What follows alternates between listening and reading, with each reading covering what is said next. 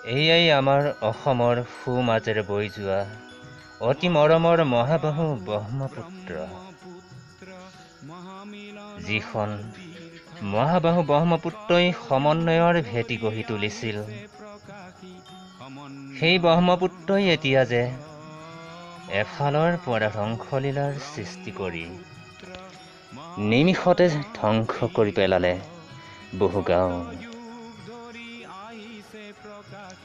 বহু কষ্টৰে সজা সপোনৰ ঘৰটোৰ যেন এতিয়া নদীৰ বুকুত চকুলোৰে যেন বাট নেদেখা হ'ল বহুজন।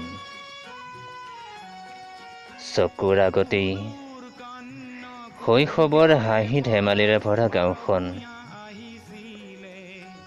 শেষ কৰি দিলে এই মহাবাহু ব্ৰহ্মপুত্ৰই। এখন দুখনকৈ কত যে গাঁও জাহ গ'ল নদীৰ বুকুত, তাৰ কোনো হিচাপেই নাই।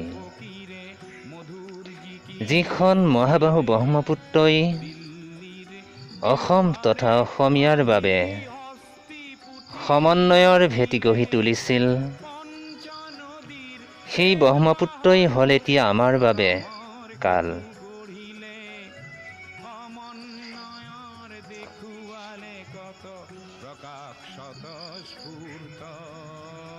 পিছে এটা কথা ভাবি দুখ লাগে যে আমেৰিকাই যদি টেনেচি নদীৰ ভয়াৱহতা বশীভূত কৰিব পাৰিলে আৰু চীনে যদি হুৱাংহো নদীক নিয়ন্ত্ৰণ কৰিব পাৰিছে, তেতিয়াহ'লে ভাৰত তথা অসম চৰকাৰে কিয় ব্ৰহ্মপুত্ৰ নদীক গৰাখহনীয়া ৰোধ কৰিব পৰা নাই? তাকে লৈ এতিয়া অসমৰ মানুহৰ মাজত প্ৰশ্ন উদয় হৈছে। ভাৰত স্বাধীন হোৱা বহু বছৰ পাৰ হ'ল, কিন্তু অসমৰ যি সমস্যা হৈয়ে ৰ'ল।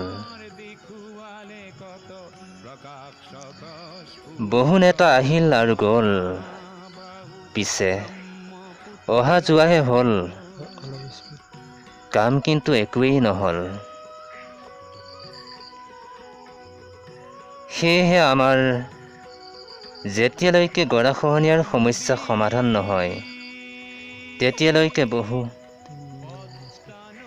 গাঁও নদীৰ বুকুত বিলীন হ'বলৈ আৰু বেছিদিন নালাগিব। সেয়েহে অসম চৰকাৰে যদি ব্ৰহ্মপুত্ৰৰ গৰাখহনীয়া ৰোধৰ বাবে কোনো ব্যৱস্থা গ্ৰহণ নকৰে, তেতিয়াহ'লে ডক্টৰ ভূপেন হাজৰিকাই গোৱা অসম ৰসাতলে যাব এই গীতটি কঢ়িয়াবলৈ আৰু বেছি দিনৰ সময়ৰ প্ৰয়োজন নহ'ব। আপোনালোকৰ ভিডিঅ'টো চাই ভাল লাগিলে লাইক কৰিব, শ্বেয়াৰ কৰিব আৰু ছাবস্ক্ৰাইব কৰিবলৈ নাপাহৰিব, লগতে বেল আইকনটো দবাই দিব।